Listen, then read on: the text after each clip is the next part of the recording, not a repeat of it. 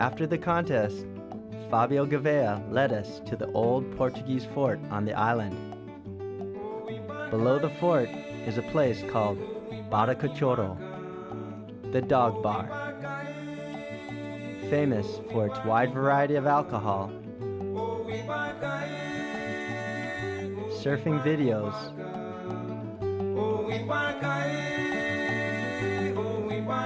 and foho dancing.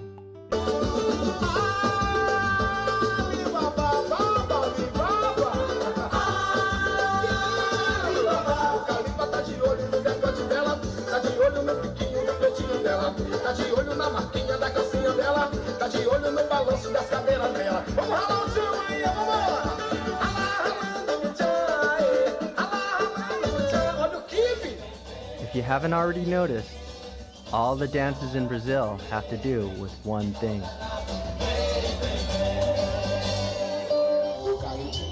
They call this dance the wheelbarrow, but it has nothing to do with gardening. Remember those wheelbarrow races you had as a kid? Imagine them as an adult, co-ed and naked.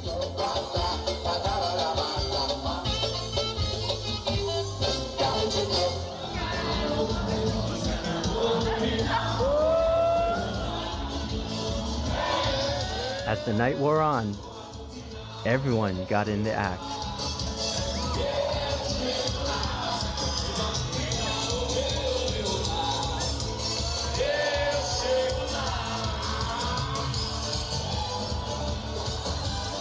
It was a true cultural exchange.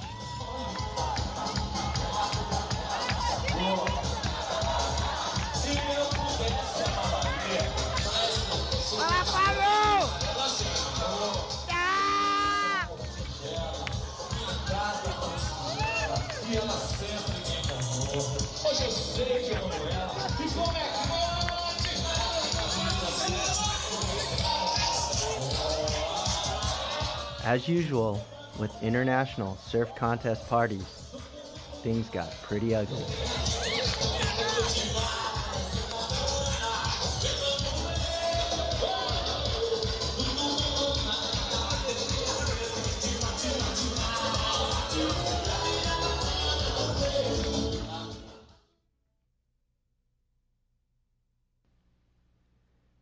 When we awoke from our hangover, Stephen decided he wanted to surf in the World Longboard Championships.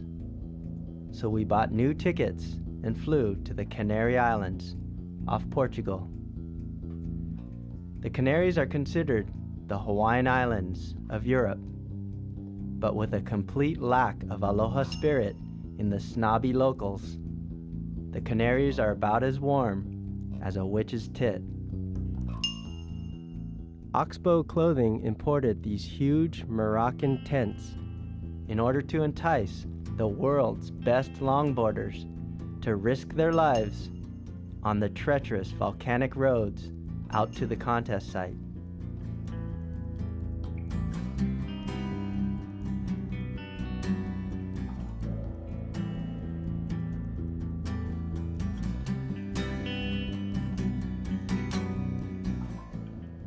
Although Stephen lost early, fellow Americans Jeff Moisa and Joel Tudor surfed their way into the semis. Joel is as retro as they get. In the age of technology, he wears black rubber wetsuits and surfs on classic Donald Takayama surfboards. He calls this board Soylent Green, named after the Charlton Heston movie that came out 4 years before he was born. Christ, he even knee paddles. Watching Joel surf, however, even in the windblown waves of the Canaries, is like listening to vinyl records. It makes you realize that in our mad rush to make things faster and more efficient, we've left something very important behind. Joel treats every wave, no matter how ugly, just like a lover. He gives it his undivided attention and showers it with gentle caresses.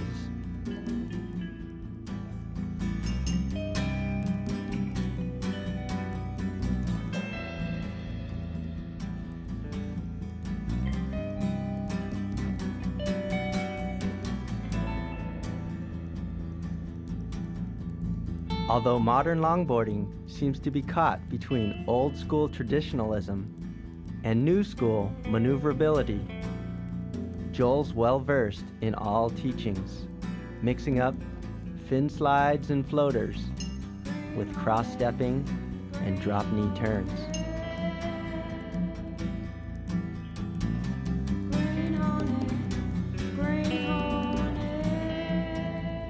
After 6 years of trying, Joel finally won a well-deserved World Longboard Championship.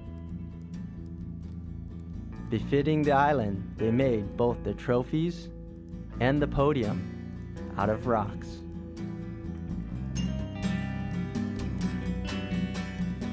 In the final, Joel had to defeat Australian Bo Young. Bo is legendary surfer Nat Young's son. It's kind of ironic that 30 years after Nat helped instigate the shortboard revolution in surfing, his son is making a living as a professional longboarder.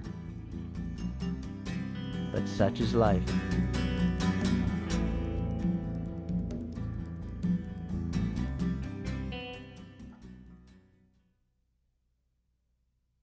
After congratulating Joel, we flew to North Africa.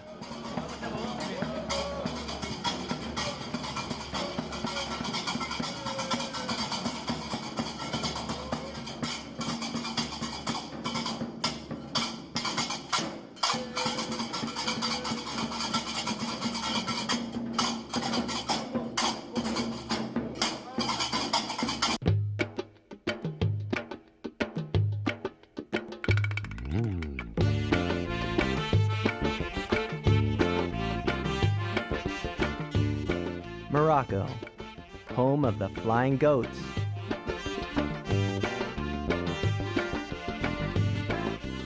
And the world's fastest camels.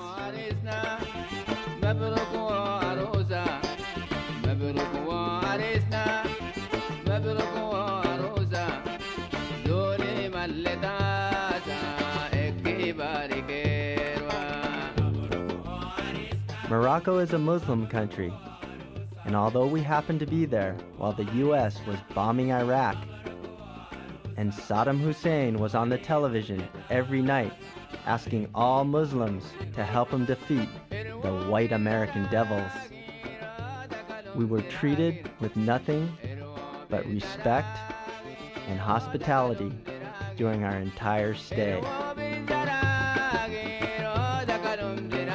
The Muslims take their religion very seriously. You can tell just by the way they walk around the Medina, neither rushed nor directionless, that they have a strong faith in a divine plan. Whenever we asked Moroccan surfers if they thought there was any surf coming, they would always say, Inshallah, God willing. Although North Africa is not very high on Americans' list of surf destinations, for many Italians, French, Germans, Spanish, and Portuguese, Morocco is Europe's answer to Baja.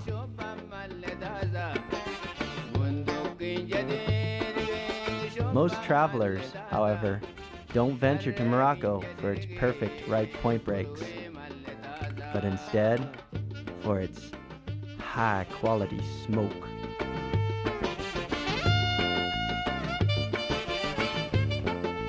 Although we're not pot smokers, we are seasoned travelers who recognize the value of an open mind. So a few miles from where Jimi Hendrix wrote Castles Made of Sand, we decided to try an experiment.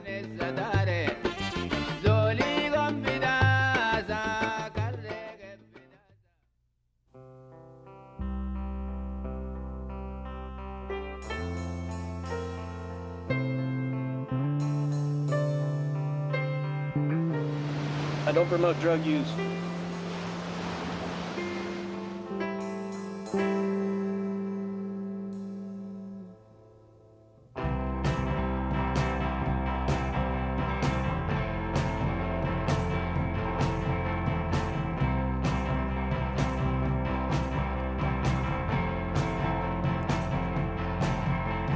Troubles, no troubles on the line.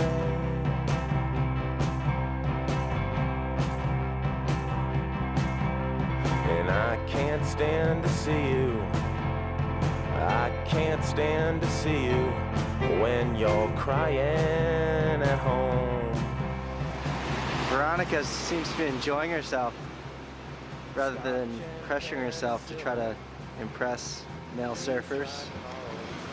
She's just cruising, getting head dips, really realizing what it feels like to do a head dip, you know, and how wonderful that can feel.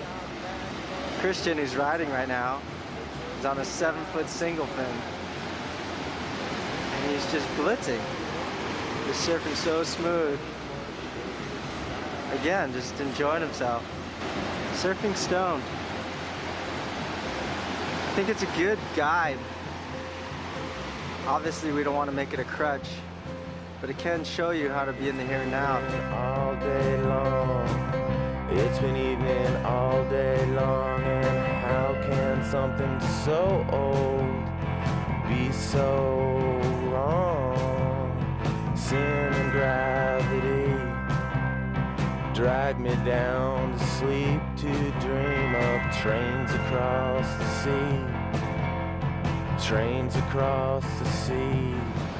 Just become more in touch with the water, and instead of being in touch with people and land and your ego, just get in touch with your insides.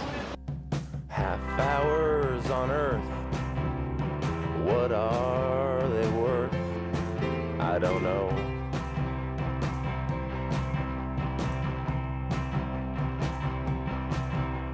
In 27 years, I've drunk 50,000 beers, and they just wash against me like the sea into a pier. So what do you think about the pot experiment? God, I think, I mean, definitely does something. And I guess, I don't know what to say. We're gonna have to start getting stoned a lot more.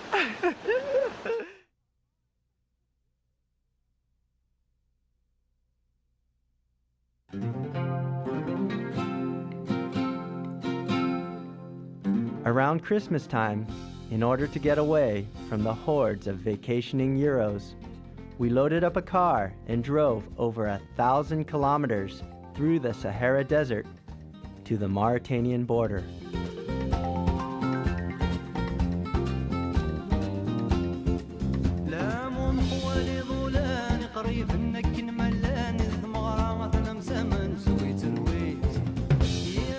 We checked every beach and sand dune along the way, looking for waves.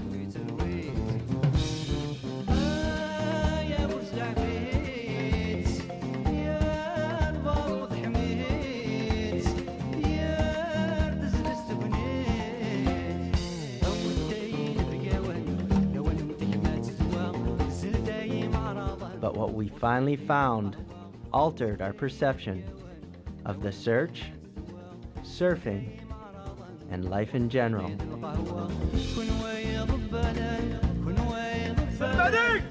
عاش المليكنا، الله ينصر مليكنا ويهدنا وطعنا ويغنم محاسدنا وينصر الوطن ويجيب لنا الرحمة ويجيب لنا الخير ويجيب لنا البركة ويجيب لنا العافية.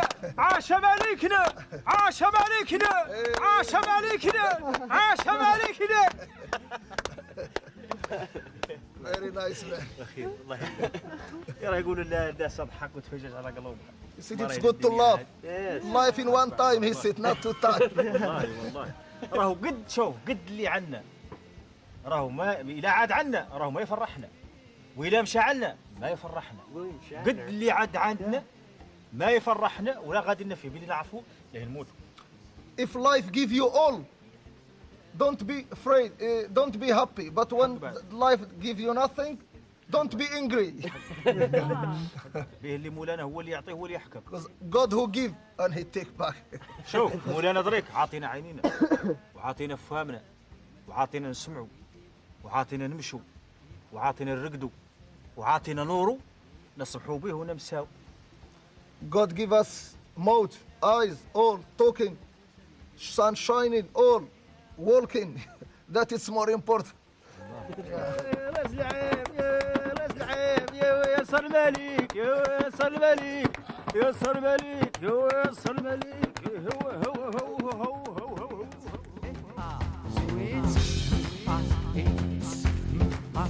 A few weeks later, the search paid off. Well, we found this place. Nobody's around, nobody's out. I'm not sure where to paddle out or how to get in, but we've seen some solid waves. Surf exploration, this is what it's all about. Search. How you coming in? It's like 5 kilometers or something. I don't know. I'm just gonna have to keep on going around the corner until I find something cute. I don't know. No, it's good. Jesus is with me. We're going surfing together.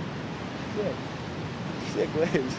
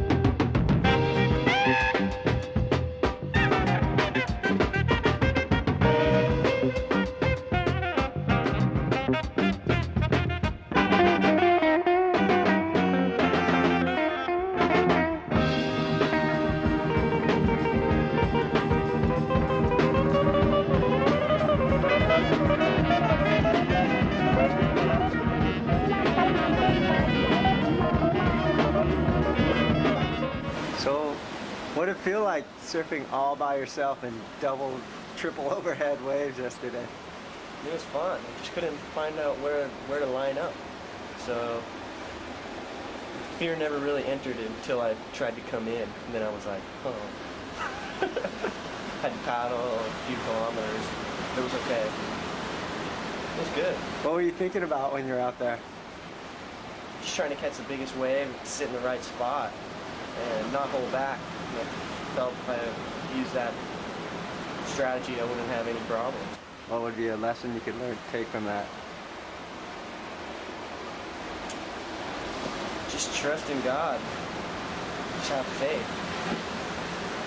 If you don't have that, you're going to be scared the whole time. That's probably it. Yeah, Christian. Although it was already happening as early as Chile, in Morocco, the crew split into two distinct groups. Half of us wanted to continue looking for the best waves we could find and surf them, while the other half seemed to have lost all motivation for surfing. I'm gonna be honest, I'm bored. Like, I am bored too with I just surfing. You know, like, I love surfing, but I like maybe it's surfing with because I'm so people used or to being at friends. home, and I've always had stuff to do. What's your definition of a soul surfer? Someone's well, someone who sees surfing maybe as more of a spiritual entity than a competitive or sporting entity, really. What type of spiritual advancement do you see coming out of surfing? Or I mean, It's connection with natural force, you know, Mother Nature, the ocean, the Mother Goddess, and her natural power. You know, this is something spiritual to me. I'm just used to being a lot more stimulated, I think. And I Yeah, think it that's why gets- I'm tired. Like, not because of anything. It's just like, you know, when you don't, it's just a lack of I don't know, excitement and motivation around me. Morocco's cool. Very cool. why are you here? Chase a few waves, have a look at some desert, have a look at a bit of different culture.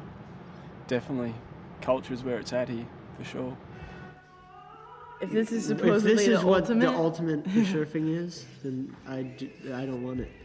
Yeah, lucky few people. Hey, a lot of people working hard and ain't got the time. A lot of people living hard and ain't got the money. There's a few people who can do this, and they're very lucky people. I'm a surfer, and I love surfing, and I will always surf. Always. And I think that's what it's about being a surfer, is staying stoked. How long you guys been on the road? Shep and I left the 10th of July, 95. 95. That's the Australian spirit right there. Yeah, Are you kidding me? man, we're convicts, we escaped. I think just this past month, I've been so unmotivated because of, like, what I've realized is, like, that I really was bored with the surfing, like, because it's all just this perfect point break. So it's like, I don't know, I was really bored. I wanted something else. I was like, I want to go home and get a job, because I've never had a job. What's your mission on this trip? My mission to stay on the trip as long as possible and not have to work ever again. Possibly. That's the ultimate for me. Shitty waves, bad waves, lots of crowd, lots of friends. That's it. We got some 3-foot days, but you know, we in Morocco get bigger than 3 foot. Like, I love surfing, I had no idea. And that's what's been like my problem this past month. I'm like, I know I love surfing, and I don't want to go surfing these like perfect waves by most people's standard. What advice do you have for, you know, all those Grommets. people searching for something, but like trying to find it in the cities and trying to find it, you know what I mean? Those. Oh, good luck to them. Yeah. Everybody finds, hopefully, it's inside you, in the city or on the beach or in the mountains, you know. It's inside you what everybody's really searching for. I'm a surfer and I love it and I know I do. I just, that's not what I want. I mean, I started just for fun, and then it became something that just, you know, take you on. I mean, it's hard to explain in English, but it's something that you really love. Like, I can't stay without it, you know. I just want to live by the sea and get surf. I mean, you know, I don't care. It's hard to put in words. Only a surfer understands what that feeling is, really. When it's good, it's really, really good. And you're with the ocean, but you can't put it in words. It's poetry. You can see it, you can watch it, you can see people get stoked and high from it. It's something very special. It's something very popular now. It's become super, super popular.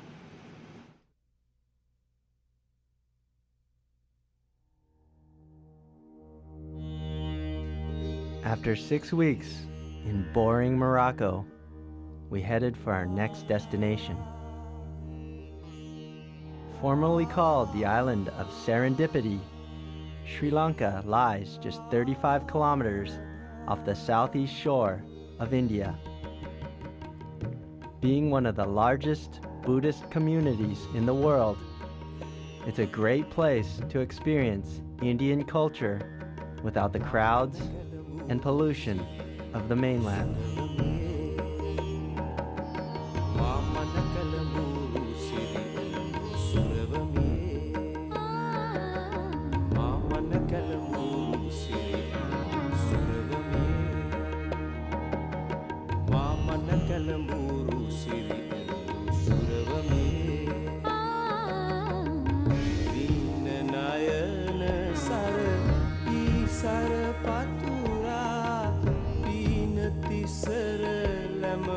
Since none of the surfers were interested in pursuing surfing as sadhana anymore, we went to Sri Lanka for a vacation within a vacation.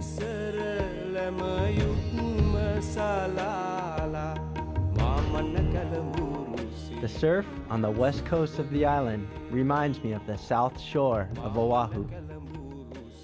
Warm, inviting blue waves breaking over coral reefs without the fear factor of the North Shore.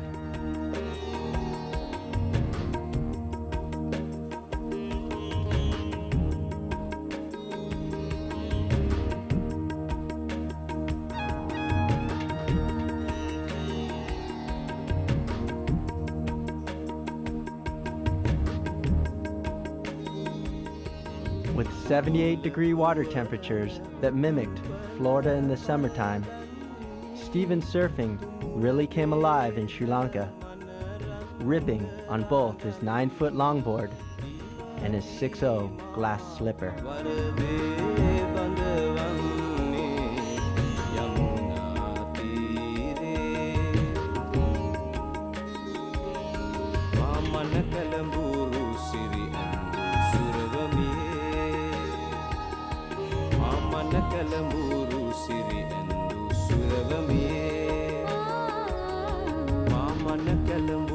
Christian got severely sunburned by surfing and playing on the beach all day long. So he started to wear cheap Sri Lankan tourist outfits out in the water to protect his skin, much to the amusement of the local kids.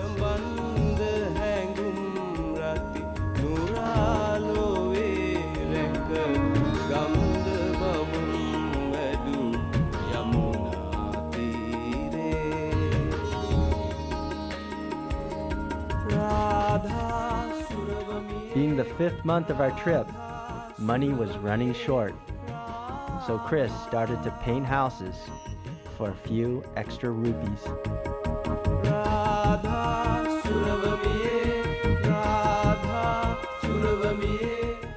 The new popularity in women's surfing has given rise to a multi-million-dollar women's surfwear industry, pushing surfing fashion to an all-time high, or low, depending on your perspective. Case in point, although Chris, Steven, and I brought along a few pairs of trunks each for the warm water locales of the trip, Veronica had no less than 8 different outfits just for surfing. The total retail value of Veronica's surfing wardrobe was worth more than double the amount of money she had to pay for both food and lodging during her entire 3-week stay in Sri Lanka.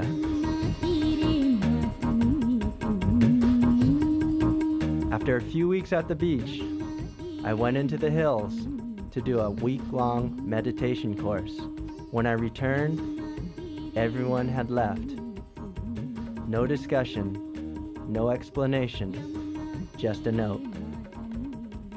Apparently, Veronica and Steven went to the Gold Coast of Australia to do a photo shoot and contest, while Christian went to visit a girlfriend in Tasmania. I didn't see them again until I returned to California 3 months later.